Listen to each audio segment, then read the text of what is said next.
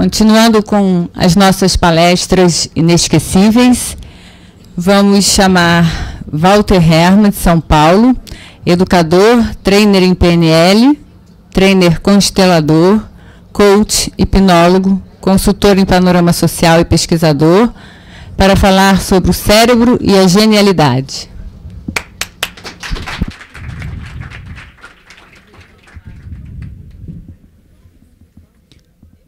Olá, eu estou muito feliz de estar aqui hoje. Tem som aí? Vocês não sabem, mas minha mãe nasceu no Rio de Janeiro e meu avô morreu no Rio de Janeiro. Então, para mim, é uma cidade com um significado muito especial. Além disso, eu tive a oportunidade de estar aqui também no primeiro congresso. Então, mais uma vez, eu agradeço ao Jairo e à equipe por esse convite de quando o congresso volta para o Rio, eu estou aqui de novo.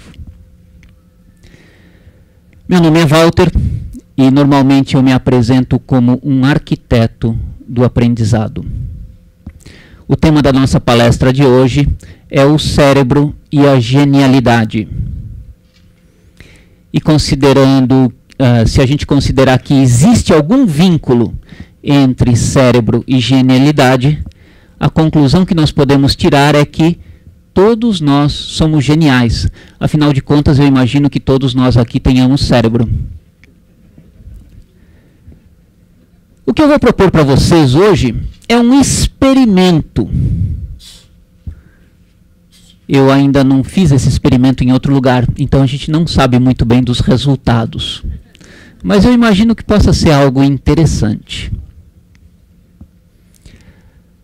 O meu objetivo é falar sobre a genialidade do dia a dia, aquela que o Jorge mencionou de manhã como sendo algo quase que ocasional eventualmente, ou que todos nós temos. Para poder falar sobre isso, eu tenho 4 perguntas em mente. São 4 perguntas que vão conduzir a nossa reflexão, o nosso experimento. A primeira delas é: o que é genialidade?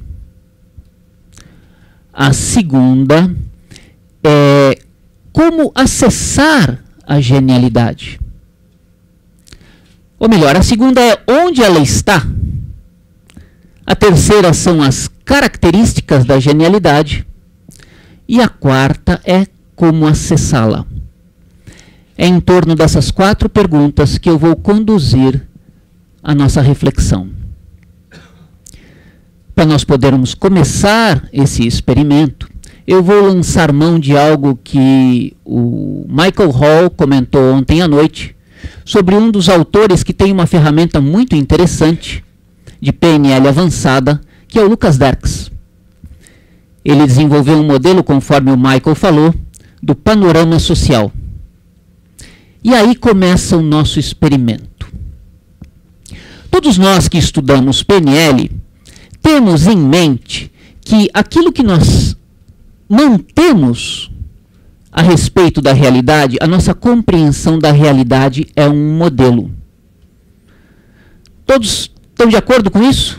A gente não vive na realidade, a gente vive numa fantasia da realidade.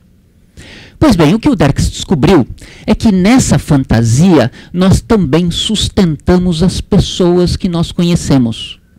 Nós não nos relacionamos com as pessoas, nós nos relacionamos com as nossas representações das pessoas. Então eu gostaria que vocês se imaginassem aí, numa posição de pé, não precisam ficar de pé, basta se imaginar. E que vocês pensassem, não em uma situação específica, mas que vocês lembrassem de uma pessoa que vocês gostam muito. Quando vocês pensam nessa pessoa, onde ela aparece no campo mental de vocês, nessa aura de representações que nós temos em volta de nós? Todos localizaram? Para alguns é na frente, para outros é do lado, para outros é um pouco atrás, para alguns é mais longe, para outros é bem perto. Todos localizaram uma pessoa que gostam? Agora pensem numa pessoa que vocês amam muito. Não numa situação específica. Lembrem dessa pessoa, onde ela aparece nessa cúpula de abajur com a qual nós caminhamos pelo mundo. Todos localizaram? Às vezes é uma representação precisa, visualmente falando. Às vezes é uma vaga impressão, quase que um fantasminha. É uma impressão, já que é uma representação mental. Pois bem, agora nós vamos localizar a nossa genialidade. Para alguns, a genialidade pode ser uma mulher. Para outros, pode ser um homem. Para alguns pode ser um gênio de verdade, algo que esteja como o gênio da lâmpada de Aladim. Para outros pode ser uma coisa, uma cor, um símbolo. Pensem na genialidade de vocês e prestem atenção para onde se desloca a atenção de vocês. Ela está fora, ela está dentro, ela está perto, ela está longe. Todos conseguiram um símbolo, uma metáfora, ou uma representação humana mesmo, uma personificação para a genialidade? Levanta a mão quem conseguiu representar a genialidade como uma coisa, uma pessoa, uma ideia vaga, um fantasma, uma cor, um símbolo. Muito bem. Então tenham isso em mente, na memória consciente, para que nós possamos explorar o que acontece com a nossa genialidade. Eu vou começar então falando sobre as competências da genialidade. Eu pergunto, para quem de vocês, ou melhor, quem de vocês considera criatividade uma importante competência para a vida nesse milênio? Levanta a mão. Dentro da estatística. Em turmas abertas, em torno de 95% a 100% das pessoas acreditam nisso. Essa é uma pesquisa americana que foi pela primeira vez apresentada a mim por um palestrante chamado John Cale, um especialista mundial em criatividade empreendedora. A segunda pergunta. Quem se considera criativo? Levanta a mão. Bem acima da estatística. Nos Estados Unidos, num grupo aberto, isso é em torno de 5%. O brasileiro é um dos povos mais criativos do mundo. Ainda o brasileiro que vem para um congresso num fim de semana, não era de se esperar algo diferente. Vocês estão realmente na elite da criatividade. E quem é criativo quando precisa dessa ferramenta? Levanta a mão. Maravilhoso. Bem acima da estatística americana, que é menos de 5%.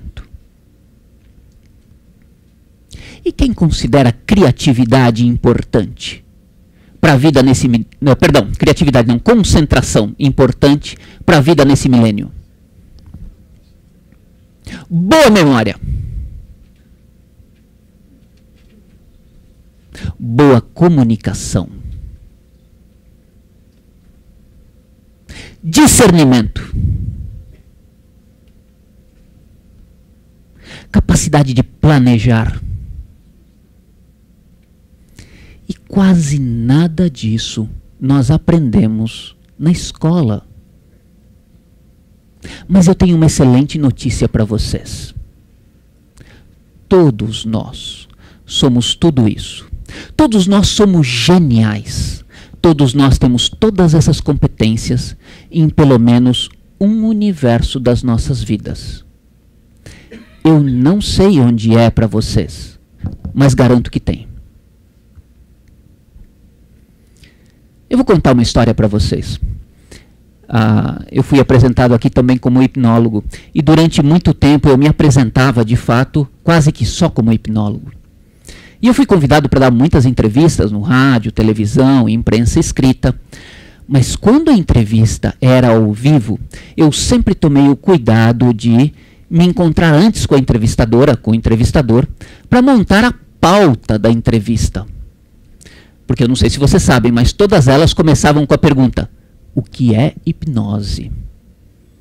Eu estudo isso há mais de 30 anos e até hoje eu não sei responder. É claro que eu não aceito aquela resposta. Hipnose vem da palavra grega hypnos, que quer dizer sono. Nem me convence a outra resposta. Hipnose é o estudo dos estados focalizados de atenção. Não, para mim é ainda algo diferente, que eu ainda não defino muito bem. Mas nessas conversas preliminares com o entrevistador, mais cedo ou mais tarde, eu ouvia o seguinte comentário: puxa, Walter, que interessante isso que você está dizendo.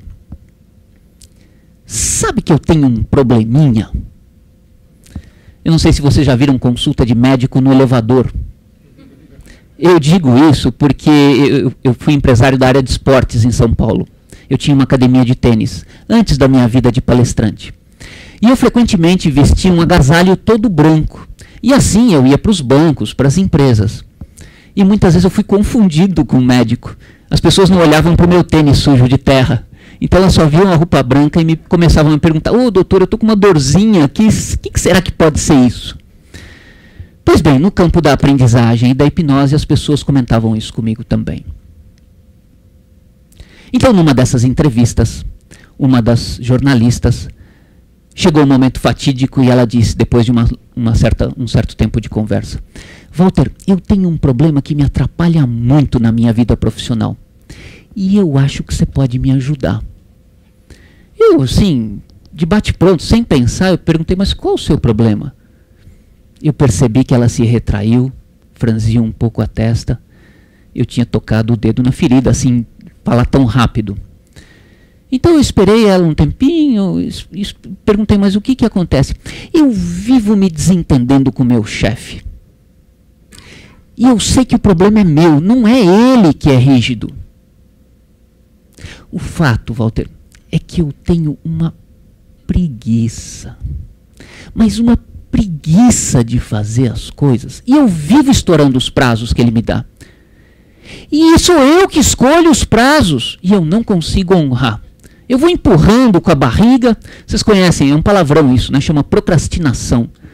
É um dos maiores ralos de desperdício nas empresas. Bom, eu mudei de assunto muito rápido. Mudei de assunto 1, 2, 3, 4 vezes. Quando eu percebi que ela já tinha se esquecido do problema, eu perguntei a ela: mas me diga uma coisa, o que você gosta de fazer? Ela abriu o olho assim, arregalada, era uma pergunta completamente fora de contexto. Eu repeti a pergunta e ela disse: eu gosto de tomar um chopinho no final da tarde com os meus colegas. Eu gosto muito de ouvir música. Às vezes eu passo horas no meu quarto ouvindo música. Eu adoro dançar. Mas o que eu gosto mais mesmo é de ir para a praia no final de semana. Então, o tiro de misericórdia. E você tem preguiça de fazer essas coisas? Não. Ela não tinha preguiça de jogar horas e horas de conversa na mesa de um boteco. Jogar fora a conversa.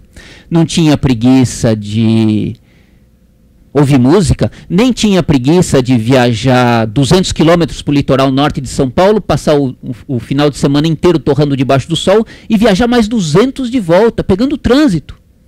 Nem de sair de casa às 11 horas, meia-noite, passar a noite inteira fazendo dançando, e depois voltar para casa no dia seguinte às 9 ou 10 da manhã amargando uma ressaca. Não. O que acontecia com aquela moça é que muito provavelmente ela não estava no trabalho compatível com a sua genialidade. Ela não conseguia expressar a sua genialidade. Então eu vou repetir a minha proposição. É um convite a vocês. Todos nós somos geniais em pelo menos um universo das nossas vidas. Eu não sei em qual deles vocês expressam as competências da genialidade, mas em pelo menos um expressam.